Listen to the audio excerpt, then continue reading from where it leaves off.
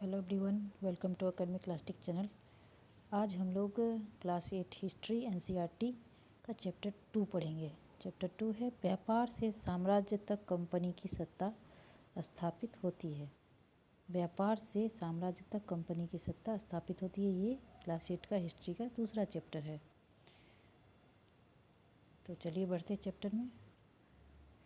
मुग़ल बादशाहों में औरंगजेब आखिरी शक्तिशाली बादशाह थे। औरंगजेब जो थे वो मुग़ल बादशाहों में सबसे आखिरी शक्तिशाली बादशाह थे। उन्होंने वर्तमान भारत के एक बहुत बड़े हिस्से पर नियंत्रण स्थापित कर लिया था। 1707 में उनकी मृत्यु के बाद बहुत सारे मुग़ल सूबेदार और बड़े बड़े जमींदार अपनी ताकत दिखाने लगे थे। इन्होंने अपनी क्षेत्रीय रियासतें कायम कर ली थी। जैसे जैसे भी महकों में ताकत पर क्षेत्रीय रियासतें सामने आने लगी, दिल्ली अधिक दिनों तक प्रभावी केंद्र के रूप में नहीं रह सकी। जो औरंगजेब थे वो मुग़ल बादशाह थे, शक्तिशाली मुग़ल बादशाह से आखिरी उस समय जो थे वो औरंगजेब ने भारत के बहुत बड़े हिस्सा पर उसने नियंत्रण स्थापित कर लिया था। और 1707 में जब औरंगजेब की मृत्यु हो गई तब मुग़ल सूबेदार जो थे बहुत सारे और बड़े बड़े ज़मींदार जो थे, क्योंकि वो आखिरी शक्तिशाली बादशाह थे, तो उसने क्या किया, उन लोगों ने अपनी क्षेत्रीय रियासतें मतलब छोटे छोटे क्षेत्र पर अपना अपना कायम कर लिया हिस्सा। जैसे जैसे विभिन्न भागों में ताकतवर क्षेत्रीय रियासतें सामने आए, इससे क्या होगा, छोटा छोटा रियासत सामने आने लगा। और इससे क्या हुआ, दिल्ली जो है अधिक दिन तक प्रभावी केंद्र नहीं रह पाया। 18वीं सदी के उत्तरार्ध तक राजनीतिक क्षितिज पर अंग्रेजों के रूप में एक नई ताकत उभरने लगी थी। इससे क्या हुआ, जब छोटा छोटा हिस्से में बंटने लगा, तो औरंगजेब था तो पूरा अकेला उसका साम्राज्य था, लेकिन जब वो नहीं रहा तो छोटे छोटे जो रियासतें उभरने लगी। इससे क्या हुआ कि 18वीं सदी जब आधी बीत गई, उसके बाद क्या हुआ, अंग्रेज़ों के रूप में एक नई ताकत मतलब अंग्रेज़ भारत पर आने लगे। क्या आप जानते हैं कि अंग्रेज़ पहले एक छोटी सी व्यापारिक कंपनी के रूप में भारत आए थे और यहाँ के इलाकों पर कब्जे में उनकी ज़्यादा दिलचस्पी नहीं थी।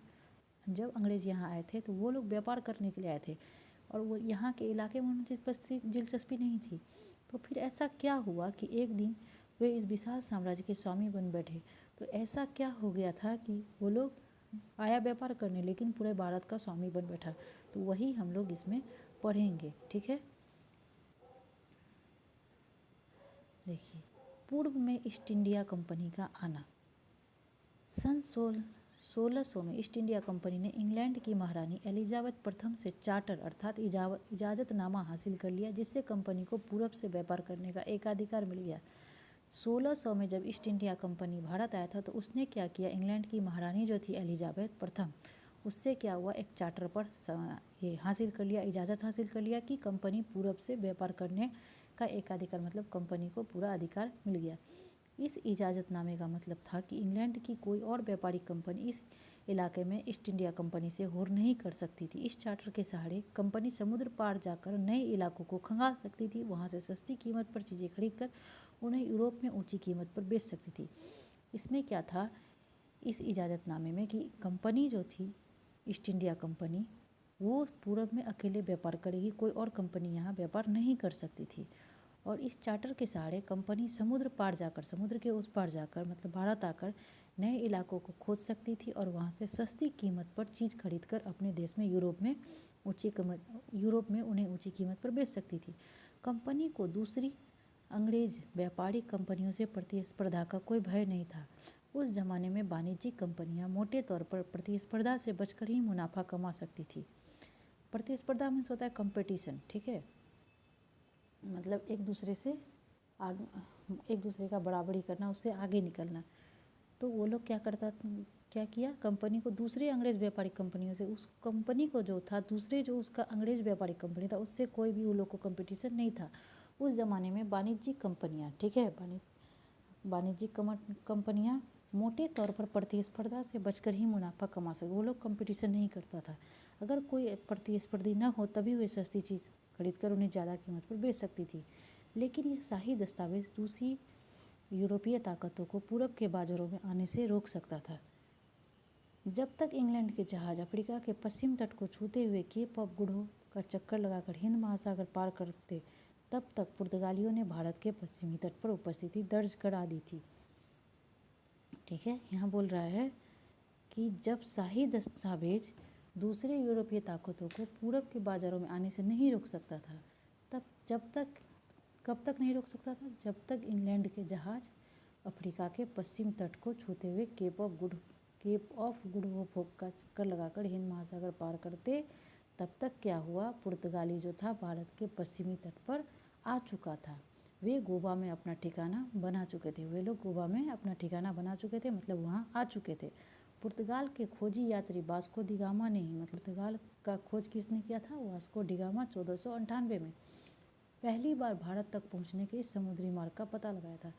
तो भारत के तक पहुंचने के समुद्री मार्ग का पता वास्को डी गामा ने 1498 में लगाया था और ये पुर्तगाली यात्री थे।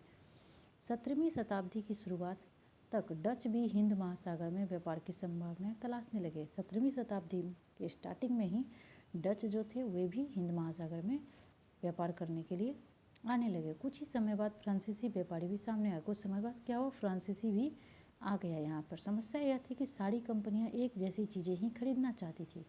यहाँ समस्या क्या हुआ कि सारी कंपनी जो थी, डच, पुर्तगाली, अंग्रेज, फ्रांसीसी, सारा एक ही जैसी चीज़ खरीदना चाहती थी।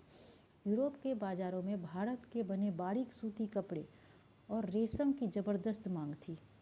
यूरोप का जो बाज़ार था वहाँ भारत में जो सूती कपड़ा बनता था और रेशम की ज़बरदस्त मांग थी। इसके अलावा काली मिर्च, लौंग, इलायची और दालचीनी की भी ज़बरदस्त मांग रहती थी, यानी भारतीय मसाला का। यूरोपीय कंपनियों के बीच इस बढ़ती प्रतिस्पर्धा से भारतीय बाज़ारों में इन चीज़ों की कीमतें बढ़ने लगी और उनसे मिलने वाला मुनाफा गिरने लगा। इससे क्या हुआ, जब यूरोपीय कंपनी इस चीज़ वो जो मांग बढ़ने लगा, इससे क्या हुआ, यूरोपीय कंपनियों के बीच इससे कंपटीशन होने लगा, जिससे भारतीय बाज़ार में क्या हुआ, इन सब चीज़ों का जो कीमत था वो बढ़ने लगा और उनसे वो जो मुनाफा होता था वो क्या हुआ, प्रॉफिट कम होने लगा। अब इन व्यापारिक कंपनियों के फलने फूलने का यही रास्ता था कि वे अपनी प्रतिस्पर्धी कंपनियों को ख़त्म कर दें। अब मान लीजिए एक ही बाज़ार में 4 कॉम्पिटिटर आ जाएगा तब तो बहुत मुश्किल हो जाएगा, तो उसमें एक ही जीत सकता है। तो उसको हराने का क्या मतलब था, उसको एक ही शर्त पर वो आगे बढ़ सकता था कि वो जो दूसरा कंपनी है उसको वो ख़त्म कर दे, मतलब उसका कंपटीशन ही ख़त्म हो जाए। लिहाजा बाज़ारों पर कब्जे की इस होड़ ने व्यापारिक कंपनियों के बीच लड़ाइयों की शुरुआत कर दी। 17वीं और 18वीं सदी में जब भी मौका मिलता, कोई सी एक कंपनी किसी दूसरी कंपनी के जहाज़ डुबो देती, रास्ते में रुकावटें खड़ी कर देती और माल से लदे जहाज़ों को आगे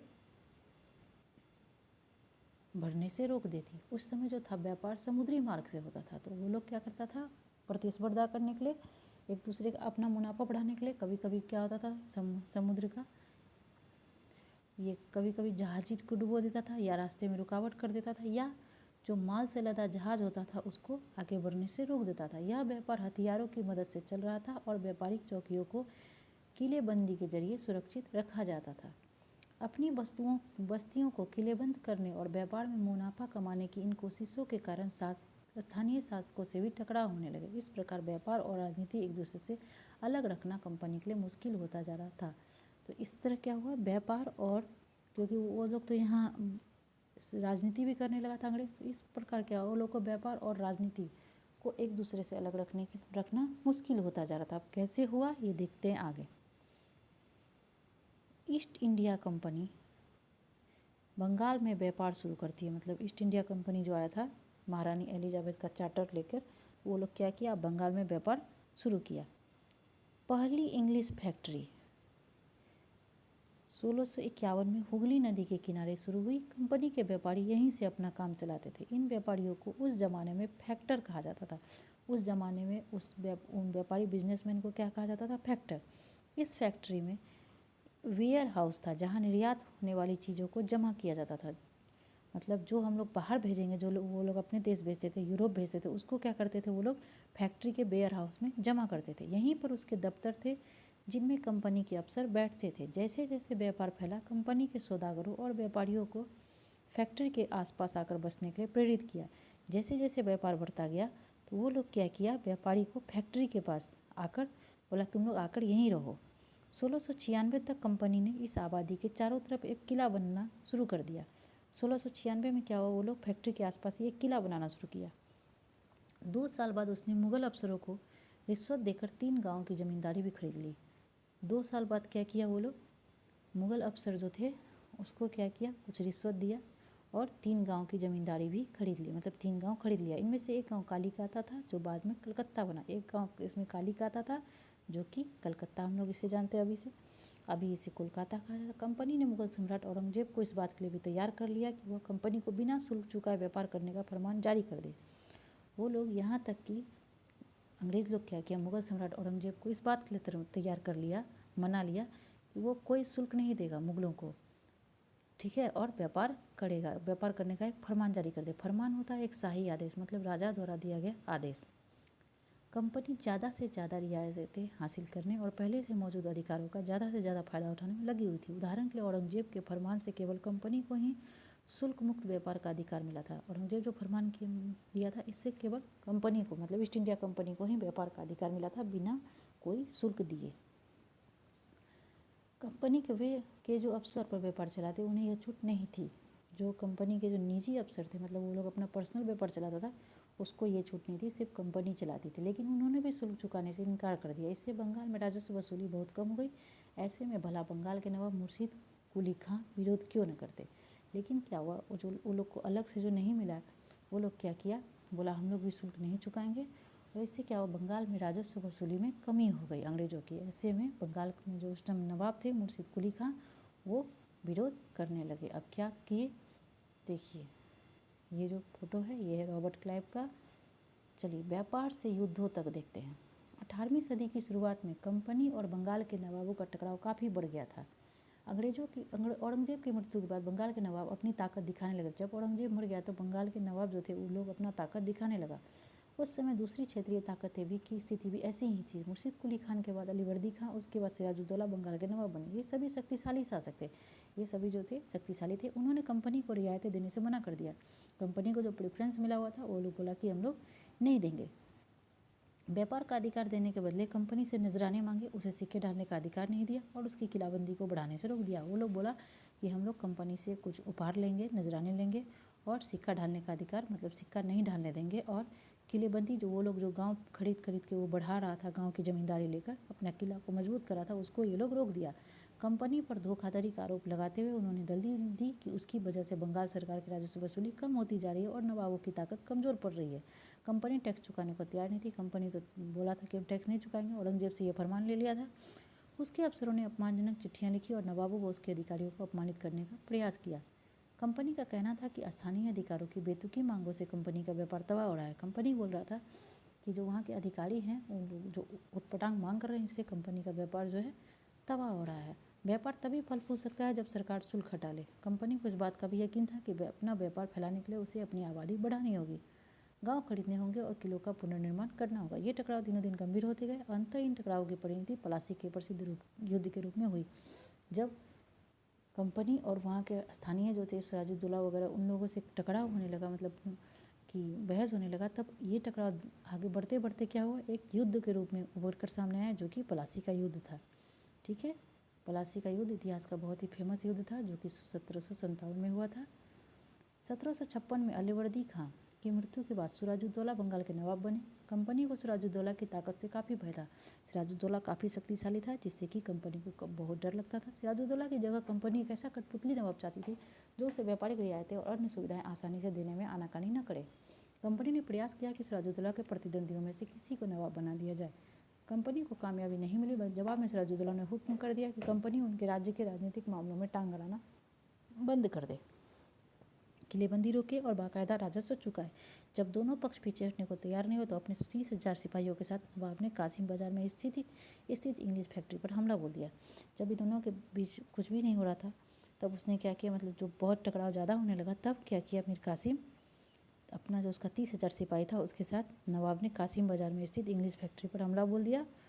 नवाब की फौजों ने कंपनी के अफसरों को गिरफ्तार कर लिया, गोदाम पर ताला डाल दिया, अंग्रेजों के हथियार छीन लिए और अंग्रेज जहाज़ों को घेरे में ले लिया। इसके बाद नवाब ने कंपनी के कलकत्ता स्थित किले पर कब्जे के लिए उधर का रुख किया। मतलब अब कलकत्ता पे के किले का जो रुख किया, मतलब उसको भी घेरने के लिए चल दिया ये लोग। कलकत्ता के हाथ से निकल जाने की खबर सुनने पर मद्रास में तैनात कंपनी के अफसरों ने भी रॉबर्ट क्लाइव के नेतृत्व में सेना को रवाना कर दिया। इससे सेना को नौसैनिक बेरी की मदद भी मिल रही थी। ठीक है, जब कलकत्ता देखा कि कलकत्ता पे ही लोग जा रहा है, वहाँ भी हम लोग का हाथ से निकल जाएगा ताकत, तो वो लोग क्या किया, मद्रास में जो वो लोग का अपना अफसर तैनात था रॉबर्ट क्लाइव, वो लोग का नेतृत्व करा था, उसने क्या किया, सेना को रवाना कर दिया कलकत्ता। और इसमें क्या हुआ, वो लोग को नौसेना भी मदद कर रही थी। इसके बाद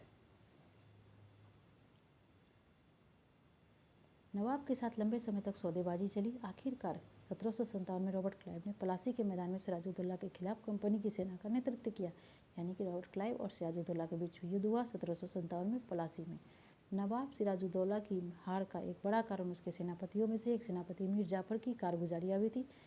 उसमें क्या हुआ, ये सिराजुद्दौला हार गया रॉबर्ट क्लाइव से। क्यों हारा, क्योंकि उसका सेनापति जो था वो मीर जाफर के कारण, मीर जाफर की टुकड़ियों ने इस युद्ध में हिस्सा नहीं लिया।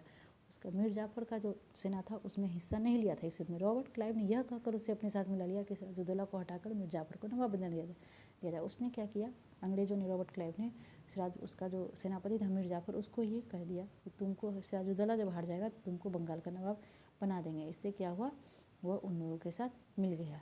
ठीक है, अब हम लोग आगे देखते हैं क्या है। प्लासी की जंग इसलिए महत्वपूर्ण मानी जाती है क्योंकि भारत में यह कंपनी की पहली बड़ी जीत थी।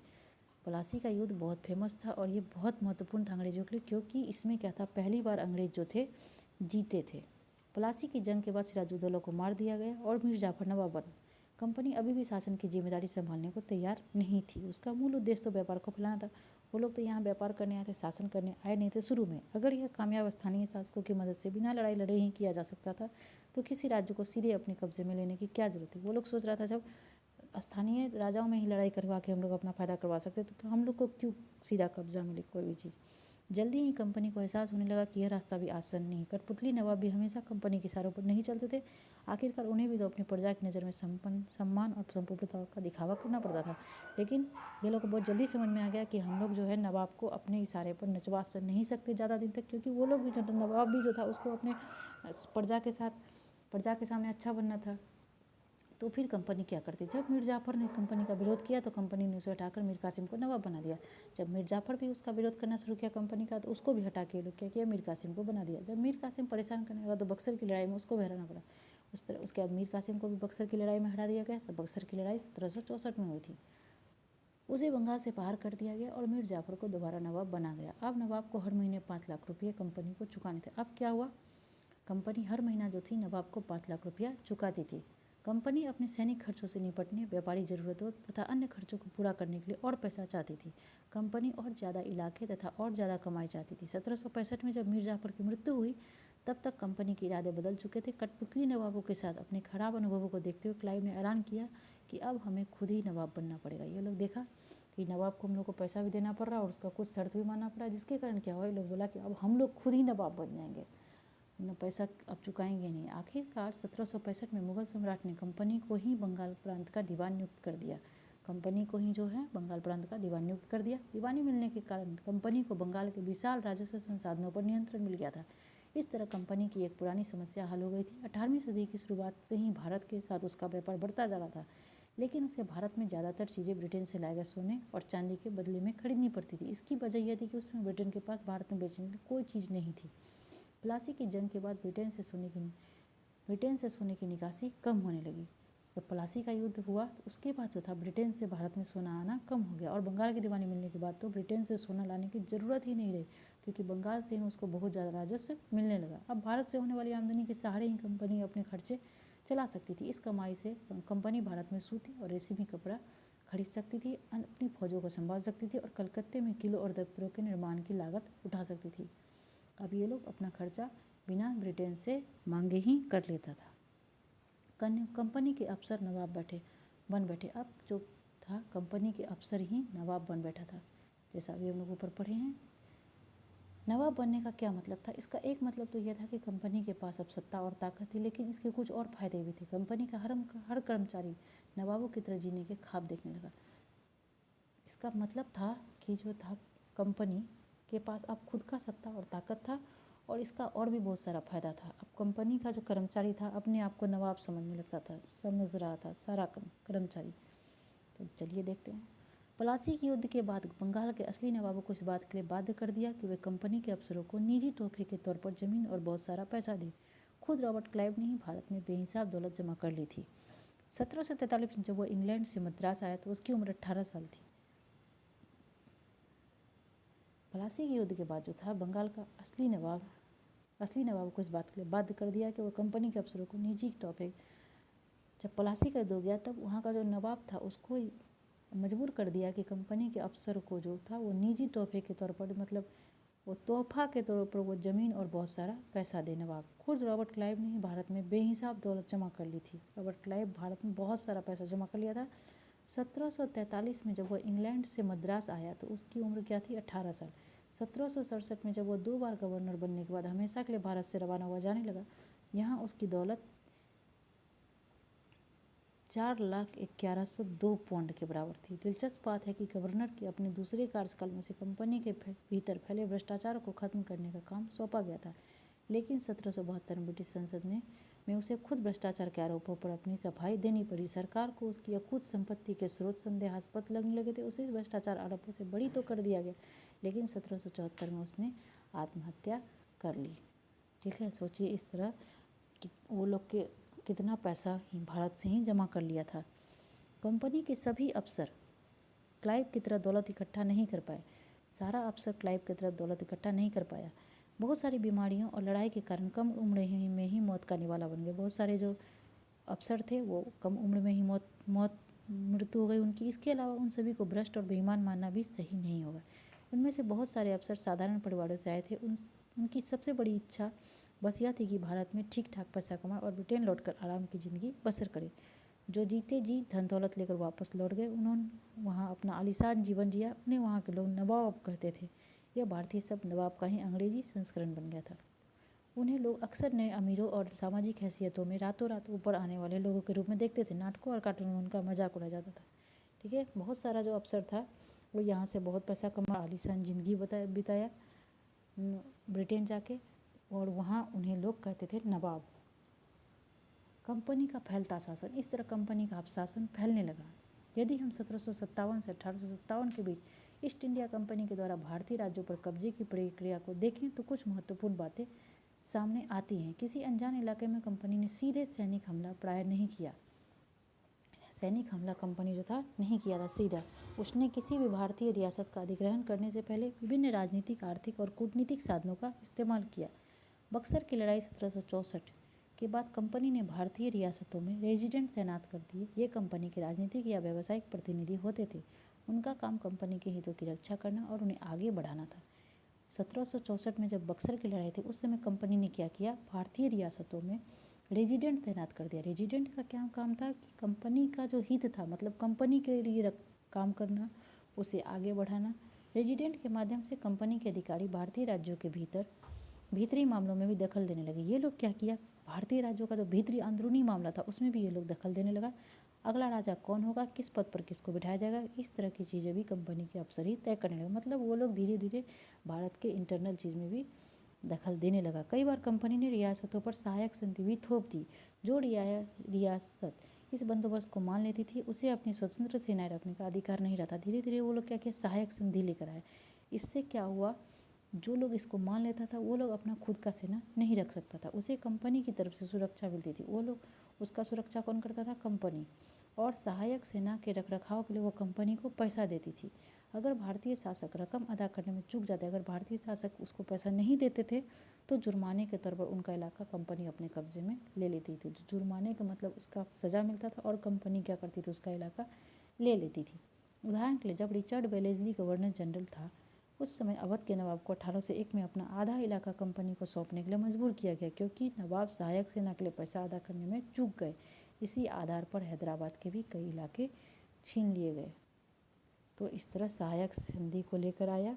वो भी उनका एक मोटो था कि इस संधि के द्वारा हम सारे चीज़ को अपने कब्जे में ले, क्योंकि बहुत सारे राजा जो थे वो इस सहायक संधि के थ्रू जो सहायक सेना रखते थे उसको खर्चा वो नहीं दे पाते थे, और ये भी एक अंग्रेज का कूटनीतिक चाल ही था। अब हम लोग आगे पढ़ेंगे रेजिडेंट की ताकत क्या होती थी, तो इसको हम लोग नेक्स्ट वीडियो में पढ़ेंगे। आज के लिए बस इतना ही। वीडियो अच्छा लगे तो लाइक एंड शेयर ज़रूर करें। मिलते हैं नेक्स्ट वीडियो में। Thank you.